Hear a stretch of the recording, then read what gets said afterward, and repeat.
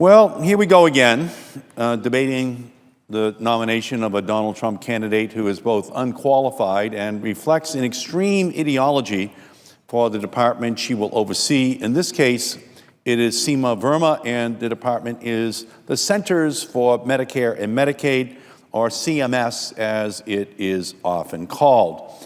Now, why is CMS, an acronym for a department that most Americans don't even know about, so important that its nominee would make it to the floor of the United States Senate for debate? Because 100 million Americans receive health insurance coverage under one of our federal insurance programs: Medicare, Medicaid, the Children's Health Insurance Program, and the health insurance marketplace created by the Affordable Care Act, all of which is under the jurisdiction of CMS. CMS is the traffic cop of our federal government healthcare system.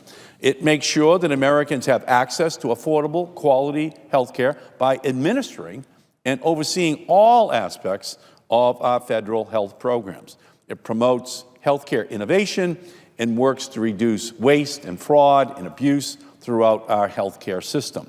But under a Trump administration and Republican leadership, which has vowed to repeal Obamacare and get rid of Medicaid as we know it, the leader of CMS will be the person responsible for reducing federal spending on public insurance programs, particularly for the poor, for the elderly, and for the disabled. Seema Verma is President Trump's nominee to try to meet that misguided and heartless challenge. Republicans have an ancient animosity towards Medicaid, and it would seem that Mrs. Verma shares that prejudice.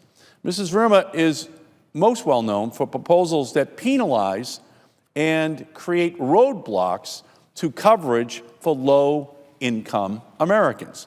She supports changes to Medicaid that would make it harder for those who need Medicaid to access it.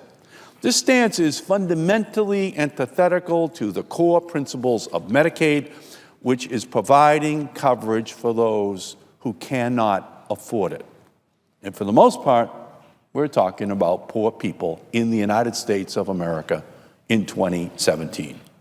Despite the fact that research shows the onerous premiums or cost sharing for low-income individuals serve as barriers to enrolling in and obtaining care, Mrs. Verma supported a plan to require Medicaid enrollees to pay premiums through monthly contributions to a health savings account. Guess what? People who are poor enough to qualify for Medicaid rarely have enough money to dedicate to savings accounts of any kind. They're living day to day, week to week, month to month. And she also supports putting in place restrictions that put more burdens on low-income Americans than even private insurers. And it will be grandma and grandpa who will pay the highest price. Medicaid isn't just a line in our healthcare budget, it's a lifeline for millions of seniors in every state of this country.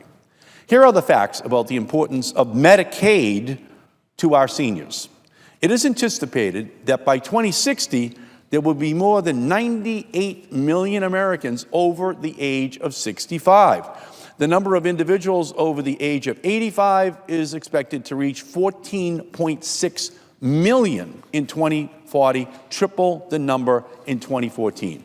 Of this population, 70% will likely use long-term services and supports, of which Medicaid is the primary player. Medicaid spent $152 billion on long-term support services, services like nursing home care for seniors in 2014. Let me say that again. The entire defense budget is about $550 billion. Well, we spent, as a nation, $152 billion, a little less than 1/3 of the defense budget, to take care of grandma and grandpa in nursing homes in 2014. They may have Alzheimer's, They may have other diseases, but unfortunately, most families can't save $50,000, $60,000, $70,000 for year after year of nursing home coverage. That's grandma and grandpa. The anticipated growth rate for Medicaid beneficiaries over the age of 65 is 4 times the rate of growth for all Medicaid beneficiaries. The only thing growing faster than the need for Medicaid is the number of people who are opposed to repealing the Medicaid expansion under Obamacare. Medicaid pays for nearly 2/3 of individuals living in nursing homes. Can I say that again? Medicaid pays for 2/3 of individuals living in nursing homes in our country. So if you know a family member who's in a nursing home, has Alzheimer's or some other disease, you can just assume that Medicaid is helping that family to ensure that grandma or grandpa is getting the care which they deserve for what they did to build this great country. Fundamentally, restructuring Medicaid will place additional strain on already strapped state budgets because nursing facility care is a mandated Medicaid benefit. States may offset the increased costs in covering this service by further cutting payments to providers or removing benefits that seniors want and need, like home and community-based services. It also puts more strain on working class families because if Medicaid isn't picking up the cost of putting your grandma in a nursing home, that comes out of the pocket of other contributors to the family. But unfortunately, Republicans want to undermine the Medicaid expansion under the Affordable Care Act that is benefiting millions of seniors. They want to force seniors to pay more out of pocket for health care or forego coverage because they cannot afford it. What Republicans refuse to accept is that the Affordable Care Act is the most important program we have put in place for seniors since Medicare. The uninsured rate for Americans aged 50 to 64 dropped by nearly half after passage of the ACA. The uninsured rate for this older population living in Medicaid expansion states was 4.6%, while the uninsured rate for the same population in a non-Medicaid expansion state was 8.7%, almost double. Not only does the Republican proposal amount to an age tax by substantially increasing the amount an insurance company can charge for an older person, it provides older Americans with fewer resources than what is available under Obamacare to help cover their increased cost for care. Unfortunately, as Republicans attempt to repeal Obamacare, CMS is authorized by President Trump's executive order to, quote, minimize the unwarranted economic and regulatory burdens of Obamacare. In simple terms, that means undoing and privatizing vital provisions of the Affordable Care Act as soon as possible under the law. And CMS has picked up a sledgehammer. It has already proposed new rules, slashing open enrollment times for the exchanges by over a month. It has proposed rules to relax the minimum standards for what qualifying health plans sold on the exchanges have to cover. Now more than ever, we need a leader at CMS that understands and respects the fundamental need for health care for our seniors. And for so many of them, that need is met by Medicaid.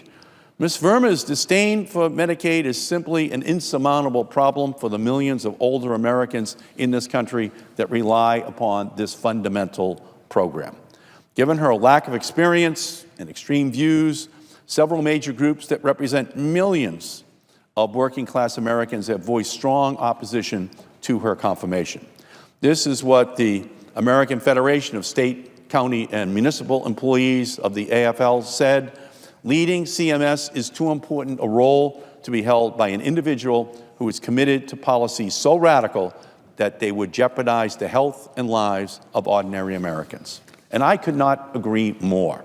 Seema Verma is the wrong person to run CMS at a time when millions of Americans are relying on the dignity and coverage that Medicare and Medicaid provide.